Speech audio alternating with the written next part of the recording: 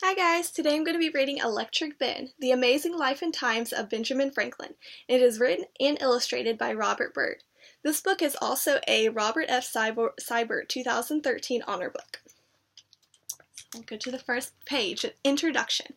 A boy about 10 years old was swimming in a pond in early colonial Massachusetts. He was a strong swimmer, and after a while he floated on his back looking up at the sky. Thick clouds glided by overhead, and seabirds soared on the swiftly moving air currents. He swam to the shore's edge and picked up a kite he had left there and waded back in the water until he stood waist deep. He turned on his back and let out the string, and the kite began to rise. He held on tightly to the stick, and the kite began to pull him along. As he was swept over the pond's surface, his startled companions ran along the water's edge, cheering him on.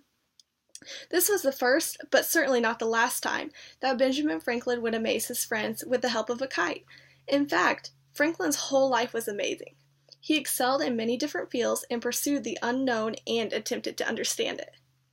When we picture Franklin, we don't see the curious, strong-willed boy. We see a bald man with spectacles, already on in years. There is something about Franklin that makes us feel we somehow know him, so unlike the other founding fathers peering sternly at us from their solemn portraits. We affectionately call him Ben. This perception has a solid foundation. Ben Franklin was not born into the upper classes.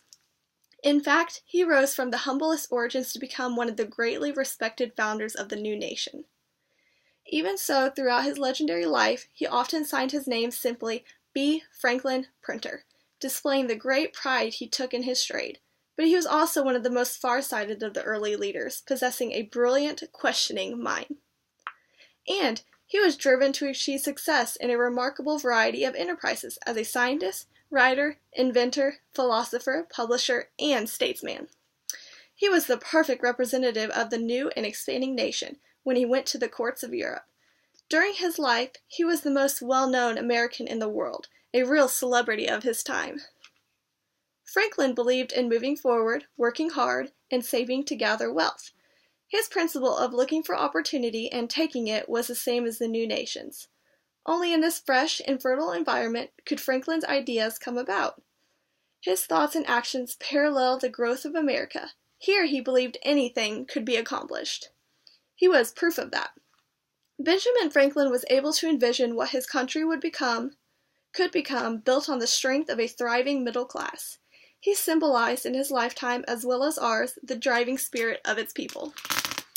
And here is a picture of Benjamin Franklin. So the next page is Ben's beginnings. Benjamin Franklin was born on a snowy day in the city of Boston on January 17, 1706. Boston was in what was then called the Massachusetts Bay Colony, one of the 13 original British rule colonies. Boston was the largest city, the most important port, and the center of commerce and culture in the colonies. Ships from all over the world docked in Boston's bustling harbor, loaded with tools, fabric, and goods not available in the New World. Some ships carried slaves. Ships from the colonies sent lumber, farm produce, and animal skins back to England and other foreign lands. Ships went to different ports in the colonies too, such as Philadelphia and Charleston.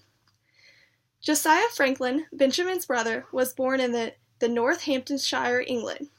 He was a religious man, but did not believe in many of the teachings of the established churches in England.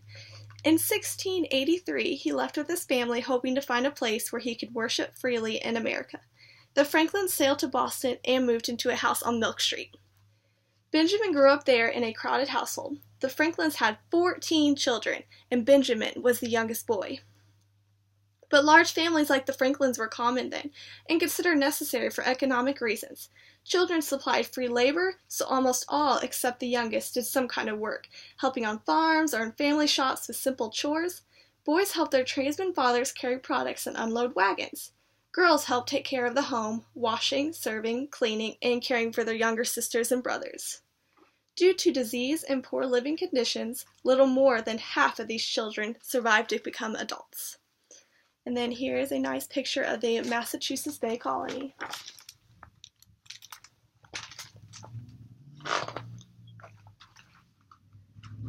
So the next page is school days. The Puritans who settled Boston believed that everyone should be able to read the book. Most towns in Massachusetts had schools with teachers and books. When Benjamin Franklin was born, most children there were better read than those who lived in London and Paris. Benjamin was reading the Bible at the age of 5.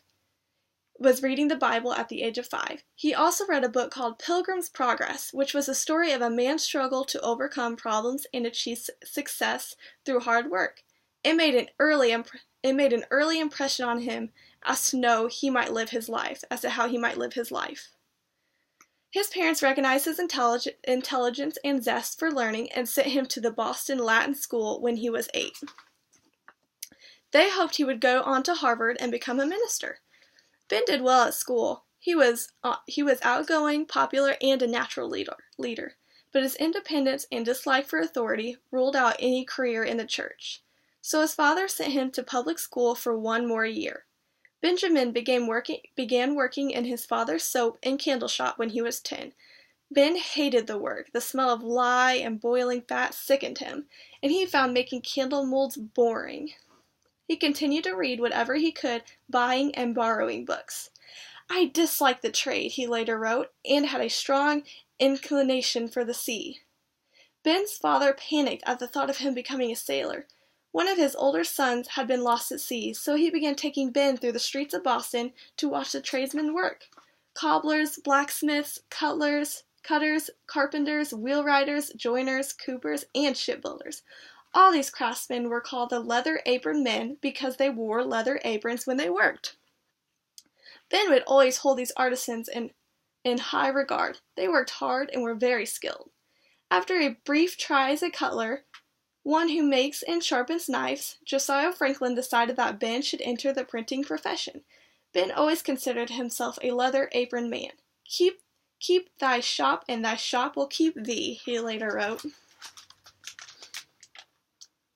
And then that is all I'm going to read for you today. So if you want to hear more of this book, then I suggest you go get it from the library. And then thank you.